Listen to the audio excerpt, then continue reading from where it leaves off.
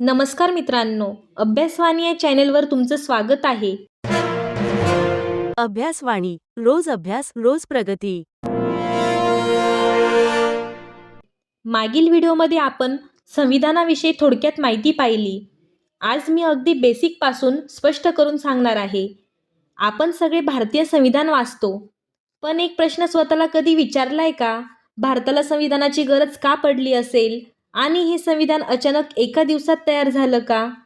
आजच्या या व्हिडिओमध्ये आपण फक्त माहिती नाही, तर संविधान कसं जन्माला आलं, म्हणजेच भारतासाठी संविधान सभेची मागणी कोणी व कधी केली हे डिटेलमध्ये बघणार आहोत. आपल्याला प्रश्न पडत असेल, भारताला संविधानाची गरज का पडली असेल? तर बघा, ब्रिटिश काळात भारत हा सार्वभौम नव्हता. कायदे इंग्रज बनवत होते. भारतीयांच्या गरजा दुय्यम होत्या. स्वातंत्र्यानंतर प्रश्न उभा राहिला, आपण स्वतंत्र झालो, पण देश चालवायचा कसा? याच प्रश्नाचं उत्तर म्हणजे भारतीय संविधान. संविधान सभा ही कल्पना 1946 मध्ये नाही, तर 1922 मध्येच मांडली गेली. 1922 मध्ये सर्वप्रथम भारतीयांनी स्वतःचं आपलं संविधान बनवावं अशी भूमिका मांडली. महात्मा गांधी म्हटले होते की भारताची घटना ही भारतीय जनतेच्या इच्छेनुसारच असेल. पण 1934 मध्ये संविधान सभेची स्पष्ट कल्पना ही मानवेंद्रनाथ रॉय यांनी मांडली. ते साम्यवादी चळवळीचे मोठे नेते होते. म्हणजे गांधीजींनी इच्छा व्यक्त केली आणि एम.एन. रॉय यांनी त्याला एक ठोस स्वरूप दिलं.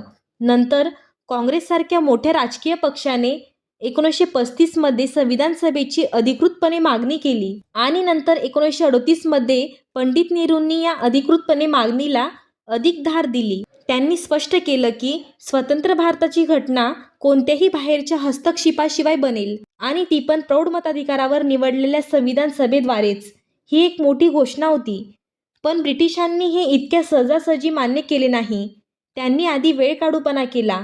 1940 मध्ये लॉर्ड लिनलिथगो यांनी ऑगस्ट ऑफर आणली. त्यात ते म्हणाले, भारताची घटना मुख्यतः भारतीयांनी तयार करावी. मुख्यतः म्हणजे ब्रिटिशांचा काही बाबतीत हस्तक्षेप किंवा अंतिम निर्णय घेण्याचा अधिकार कायम राहणार होता.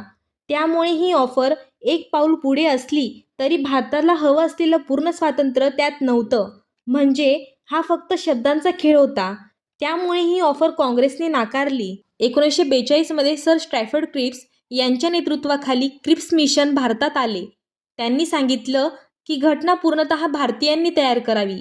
मुख्यतः ऐवजी पूर्णतः हा शब्द वापरणे ही एक मोठी प्रगती होती. पण या मिशनच्या इतर अटी काँग्रेस व मुस्लिम लीग या दोघांनाही मान्य नव्हत्या. उदाहरणार्थ, त्यात भारताच्या फाळणीची शक्यता होती. त्यामुळे हे मिशन अयशस्वी ठरलं.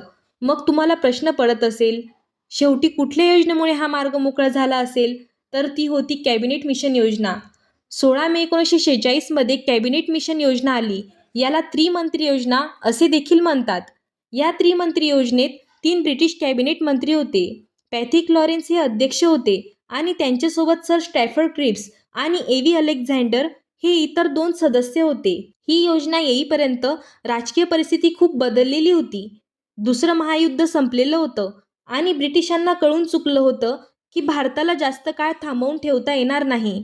याच योजनेने संविधान सभेच्या स्थापनेला अंतिम मंजुरी दिली. 1922 साली महात्मा गांधींनी पाहिलेल्या एका स्वप्नापासून ते 1946च्या प्रत्यक्ष योजनेपर्यंतचा हा जवळजवळ 24 वर्षांचा प्रवास होता. भारताच्या स्वातंत्र्याच्या आणि आत्मनिर्णयाच्या हक्कांचा लढ्याचा विजय होता. ही केवळ एका ग्रंथाची निर्मिती नव्हती, तर एका सार्वभौम राष्ट्राचा जन्म होता. या क्रिप्स योजनेने संविधान सभेच्या स्थापनेला अंतिम मंजुरी दिली. त्या संविधान सभेत सुरुवातीला एकूण 389 सदस्य संख्या ठरवण्यात आली. तिची विभागणी 2 भागात करण्यात आली. 296 सदस्य ब्रिटिश भारताकडून निवडून येणार होते. त्यात 292 सदस्य हे थेट ब्रिटिश प्रांतांकडून निवडून येणार होते आणि 4 सदस्य चीफ कमिशनरच्या प्रांतांमधून होते. त्यात अजमेर मारवाड, ब्रिटिश बलुचिस्तान, कुर्ग, दिल्ली. ABCD असं जरी लक्षात ठेवलं तरी आपल्याला नाव आठवतील. ए म्हणजे अजमेर मारवाड, बी म्हणजे ब्रिटिश बलुचिस्तान, सी म्हणजे कुर्ग, डी म्हणजे दिल्ली आणि उरलेले 93 सदस्य हे भारतीय संस्थानांकडूनच नामनिर्देशित म्हणजे नॉमिनेट केले जाणार होते. म्हणजे ही एक मिश्र स्वरूपाची सभा होती. काही निवडून आलेले आणि काही थेट नेमलेले प्रतिनिधी यात होते. 296 जागांसाठीच्या निवडणुका जुलै-ऑगस्ट 1946 मध्ये पार पडल्या. यात काँग्रेसला बहुमत मिळालं, त्यांना 208 जागा मिळाल्या आणि मुस्लिम लीगला 73 जागा मिळाल्या, तर बाकी 15 जागा इतर छोटे पक्ष व अपक्ष यांना मिळाल्या. या निकालाने स्पष्ट झालं की काँग्रेसच भारताचं प्रतिनिधित्व करत होते. इथे आपल्याला एक प्रश्न पडत असेल, त्या काळातले 2 सर्वात मोठे नेते महात्मा गांधी आणि मोहम्मद अली जिन्ना हे या सभेचे सदस्य असतील का? तर याचं उत्तर आहे नाही. महात्मा गांधी व मोहम्मद अली जिन्ना हे या सभेचे सदस्य नव्हते, कारण गांधीजींना वाटायचं की त्यांचं काम कोणत्याही औपचारिक पदाच्या बाहेर राहून देशाला नैतिक मार्गदर्शन करण्याचं आहे आणि पाकिस्तानची मागणी मान्य झाल्यावर जिन्नांचं पूर्ण लक्ष पाकिस्तानच्या निर्मितीवर केंद्रित झालं. त्यामुळे भारतीय संविधान सभेत सहभागी होणं त्यांच्यासाठी गैरलागू होतं. तसेच काँग्रेसचे बहुमत असूनही अनेक बिगर काँग्रेसी तज्ज्ञ आणि महत्त्वाच्या व्यक्तींनाही सभेत स्थान दिलं होतं. जसं की डॉक्टर बाबासाहेब आंबेडकर, श्यामाप्रसाद मुखर्जी, सर्वपल्ली राधाकृष्णन, के.टी. शहा. आणि यात महिलांचा सहभागही खूप महत्त्वाचा होता. एकूण 15 महिला सदस्य होत्या. ही सदस्य संख्या त्या काळाच्या मानाने खूप मोठी आहे.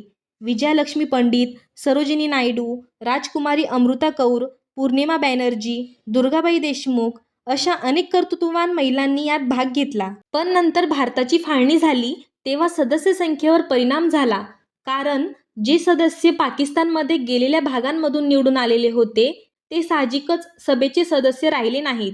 त्यामुळे मूळ 389 असलेली सदस्य संख्या कमी होऊन 299 झाली. म्हणजे 229 प्रांतांचे आणि 70 संस्थानांचे प्रतिनिधी उरले. या भागात आपण भारतासाठी संविधान सभेची मागणी कशी झाली, संविधान सभेची रचना कशी होती आणि त्यात किती सदस्य होते हे डिटेलमध्ये पाहिले. पुढच्या भागात आपण पाहणार आहोत संविधान सभेचे कामकाज आणि संविधान सभेची इतर कामे. व्हिडिओ आवडला असेल तर चॅनलला सबस्क्राईब करा, कारण अभ्यासवाणी म्हणजे कन्सेप्ट बेस्ड लर्निंग. थँक्यू. अभ्यासवाणी रोज अभ्यास रोज प्रगती.